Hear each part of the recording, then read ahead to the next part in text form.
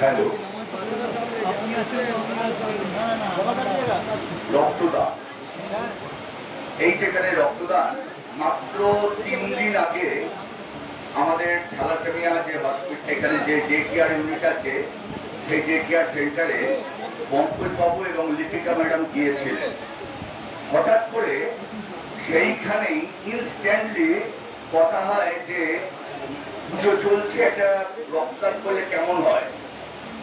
আমি ভাবতেই পারছি না যে এই অল্প কটা দিন, বোধহয় 4 দিনও নয়, বোধহয় 3 রাত্রির 1 দিন, কি করে যে এরা সমস্ত অ্যারেঞ্জমেন্ট করে ফেললেন, এটাই একটা দেখবার জিনিস, যে তাহলে চেষ্টা করলে সবকিছুই হয়।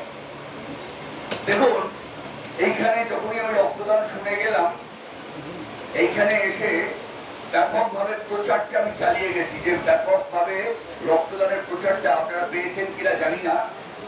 অনেকবাবু বাজারে রক্তদানটা দিয়েছিলাম, আপনারা ব্যাপকভাবে চালিয়েছেন, 2 দিন এসে প্রচার করে গেছি। যাই হোক, দেখুন, আমার বয়স আস্তে আস্তে আস্তে আমার বয়স 65। আমি এই কদিন আগে এনাদের এই হসপিটালে নিজে শুয়ে কমেন্ট্রি করতে করতে রক্তদান করেছি। ফুটবল খেলা যেমন কমেন্ট্রি হয়, সুচটা ড্রাইভ করছে, এই রক্ত বেরোচ্ছে, ঠিক ওইভাবে আমি কমেন্ট্রি করতে করতে নিজে ব্লাড দিয়েছি। তাহলে অনেকে বলেন, যখন আমরা হেসে উঠি, যখন বলেন যে আমার না ওই রক্ত দিতে ভয় লাগে, আমার না বউ বারণ করেছে, আমার না শরীরটা ভালো নেই, আমার না মানে মাথা ধরে রক্তকে ভয় পাই, হাসি লাগে। জীবন যুদ্ধে হবে না তো জয়, জীবন যুদ্ধে হবে না তো জয়, যদি থাকে তোমার রক্তদানে ভয়। আমরা হচ্ছি সৈনিক, আমরা রক্তদান আন্দোলনের সৈনিক।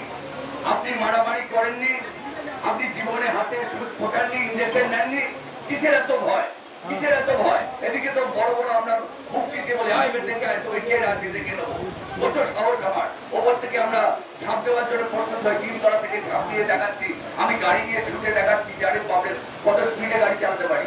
তাহলে এই রক্তদানে কিসের ভয়? পুরুষ মানুষের কত রক্তটা থাকে? 77 মিলিলিটার ইনটু পার কেজি। মহিলাদের কত থাকে? 66 মিলিলিটার পার কেজি। কত রক্ত নেওয়া হয়? 350 মিলিলিটার রক্ত নেওয়া হয়, বাকিটা সমস্ত উদ্বৃত্ত। আপনি জানেন যে হার্ট অ্যাটাক, সেরেব্রাল অ্যাটাকের উৎস কিন্তু এই বিপি অর্থাৎ ব্লাড প্রেশার। আর ব্লাড প্রেশার যদি কন্ট্রোলে থাকবে তখনই যখন আপনার ব্লাডটা আপনি শরীর থেকে দিয়ে দিচ্ছেন। আপনাদের বলে দিয়ে, আমার এই বন্ধু নায়কোচিত চেহারা, আমার কি চেহারা দেখছেন, আমার চেয়ে সুন্দর চেহারা, তাকে যখন বলতাম, ওর নামটা বলেই দিচ্ছি, শ্যামল তুমি রক্ত দাও। হ্যাঁ, রক্ত দেবো বলে 10 মানে 100 হাত দূরে চলে গেল, গাড়িটা টকটক করছে লাল, আমাদের সঙ্গে কথা বলতো, চোখটা লাল। আমি বললাম তোমার কিন্তু ব্লাড প্রেশার আছে, তুমি কিন্তু রক্ত দিও, ব্লাড প্রেশারটা ঠিক থাকবে। দিল না। একদিন হলো কি জানেন, চান করতে গেল, গরম থেকে এসে আবার চান করার ওর একটা নিয়ম আছে, আপনাদের পরে বলে দেবো। চান করার সঙ্গে সঙ্গে মাথায় জল ঢাললো, ছিটকে পড়ে গেল, ছিটকে পড়লো, গো আওয়াজ, হসপিটালে দেওয়া হলো।